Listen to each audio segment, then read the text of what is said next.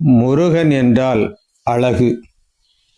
முருகன் என்ற சொல்லுக்கு அழகு என்று பொருள். இவர் பிறந்த நட்சத்திரம் விசாகம் ஆகும்.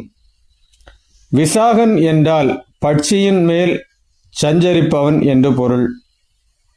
தமிழர்களின் வாழ்வில் ஒளியேற்றவும் தமிழ் மொழிக்கு தொண்டு செய்யவும் தமிழை உலகமெல்லாம் கொண்டு செல்லவும் நம்பியவரை கரை சேர்க்கும் தெய்வம். தமிழ் இலக்கியம் இவரை தமிழ் கடவுள் என்றே புகழ்கிறது.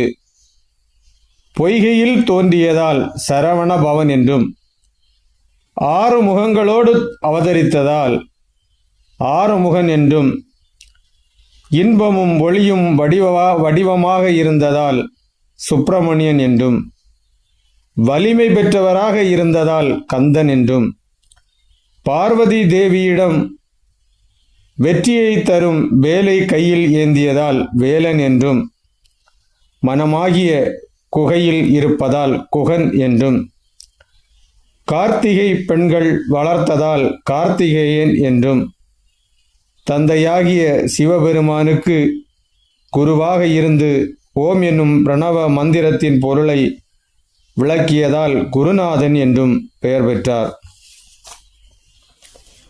குன்று இருக்கும் இடமெல்லாம் குமரன் இருக்கும் இடமாக நினைத்து வழிபடுகிறோம்.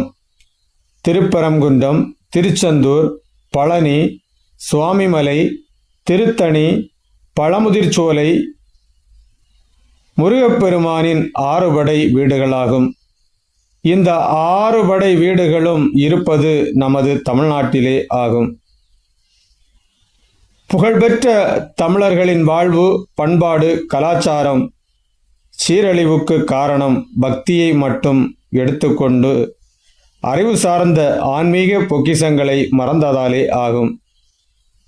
திராவிடத்தை வீழ்த்த வேண்டுமானால் நிறைய படிப்போம், நிறைய கேட்போம், சிந்திப்போம், நல்லவற்றை பிறருக்கு சொல்லிக் கொடுப்போம். நன்றி, வணக்கம்.